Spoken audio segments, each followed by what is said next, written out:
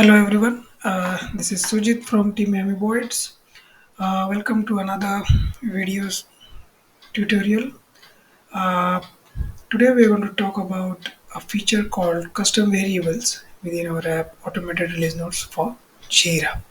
So we recently introduced this feature called custom variables in ARN, and let us see one of the use cases for which these custom variables can be used to customize your templates. So generally, when you talk about release notes are generated after a particular release in your software project. Uh, when you talk about releases in Jira, generally people create releases from this releases tab in Jira, and under each release you add some issues to that release. In some cases, some teams also manage the releases via sprints. So again in Jira we can create sprints and club certain issues within a sprint. And generally, those who have used ARN app for their release notes, they will know that the app supports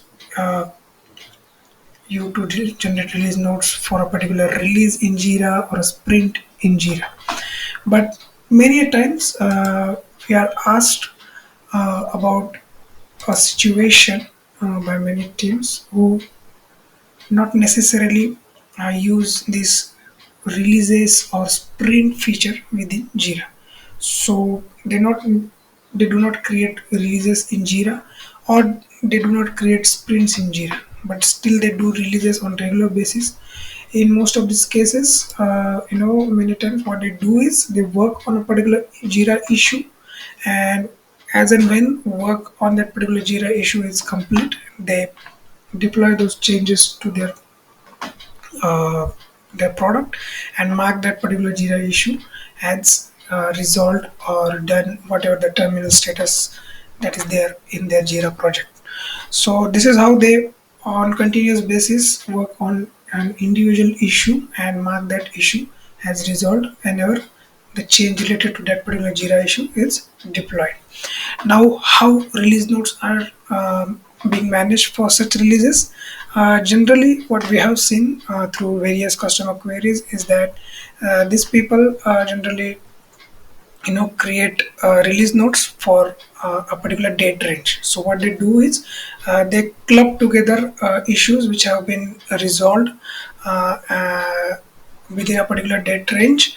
They club those issues together into a single release notes document. So for example, if I'm creating a monthly release notes document, or for that matter a report for an internal circulation, then what I will do is I will select the date range of the particular month, start date and the end date of the month, and I will club together all the issues that have been marked as resolved in that particular date range, and include them within my release notes document.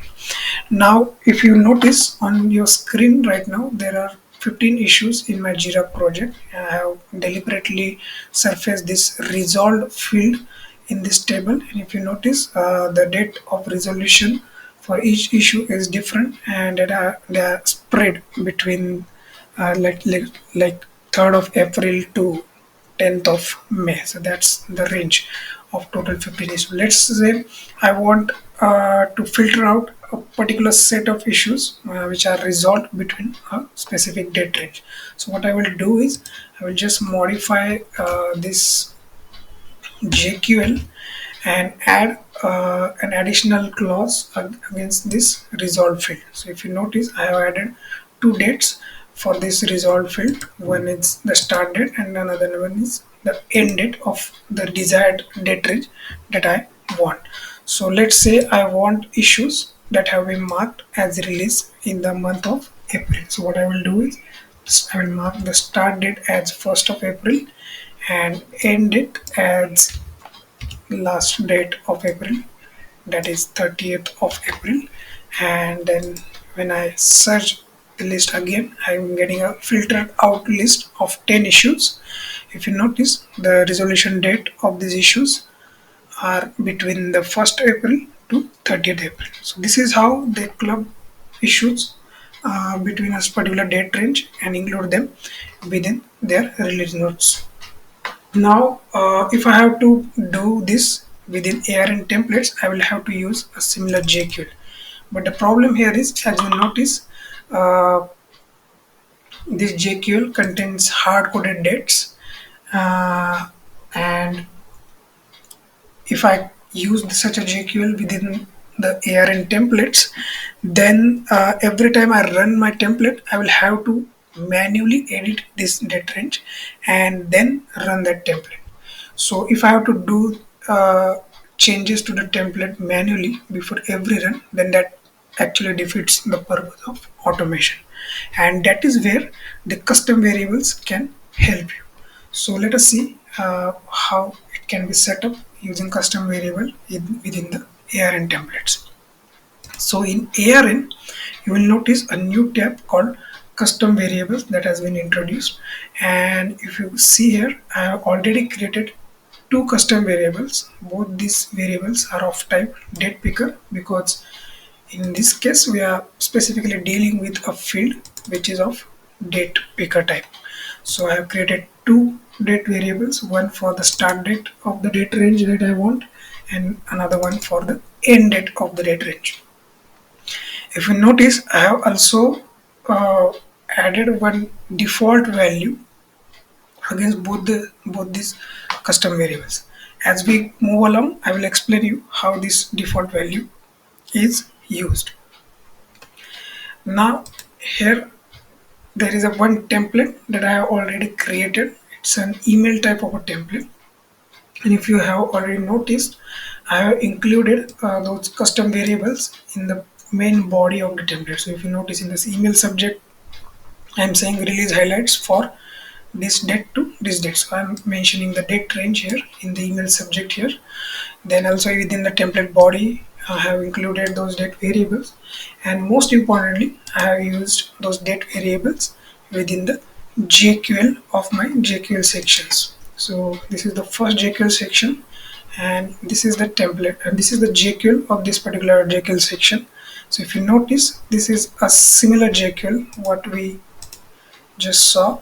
Project and result fields are there in the JQL, but the difference here is I have not used any hard-coded dates or values here. I have used the variables. So against project field, I have used project ID, type is equal to story, because in this particular JQL section, I just want to pull data only for the stories. Then again, the result field, I have added the start date and end date clause here. So result greater than equal to the start date and result less than equal to the end date. So both the custom variables I have included in this JQL. Now if you notice, this JQL is already validated. It got validated because while validation, the system has used those default values of these custom fields in the background. So if you notice here, I have added some default values against the custom variables. Those dates have been used in the background by the system to validate this particular JQL. So this is where the first instance where the default values are used by the system. So this is the first JQL, and if you go to the next JQL, it's again a similar JQL. The only difference here is that the type is bug. So in this particular JQL, I'm just enlisting the bugs that were marked as resolved within a particular date range. So this is how I have configured these two JQL sections. Let us preview this template. If you notice, because I have not used any version or sprint variable on this version selector area, or variable selector area for that matter, I am not being asked for any version or sprint input. Instead of that, I have been asked to provide input against those custom variables that have been included in my template. There are two date variables that I have used. One is result start date and another one is result end date. And if you again have already noticed, the default values that we had set up here are pre-selected on this particular screen. So I can change it, but if I don't want to change it, then I can go ahead and trigger this particular template for this default date range. So again, go back to this screen. We had run this template for the date range 1st of April to 30th of April, and we got 10 issues, 3 bugs, and 7 stories. So let us do it for this particular date range. Here again, you notice the date range is 1st of April to 30th of April, and I'm just clicking on preview. The date variables are now replaced in my main template body and email subject line as well. And here it is. The first JQL section has written 7 stories, and the second JQL section have written uh, 3 bugs. So this is how I can manipulate the date range to get the desired output without actually giving any input about versions or sprints. So let us say I want to generate a release notes document only for a period of 15 days. So from 1st April to 15th of April, this fortnight, I want a release notes document. So here it is. It has now returned me 4 stories and 2 bugs. Another example, if I have to generate release notes for, let's say, last 1 month. So today is 15th of May. So I want to generate release notes for the date range 15th of April to 15th of May, and I will just change the date range, and it will now pull up issues as per the provided date range. So there are 6 stories and 3 bug fixes that are included in this particular date range, or that have been released in this particular date range. So just verify it here in the Jira. I have changed the date range,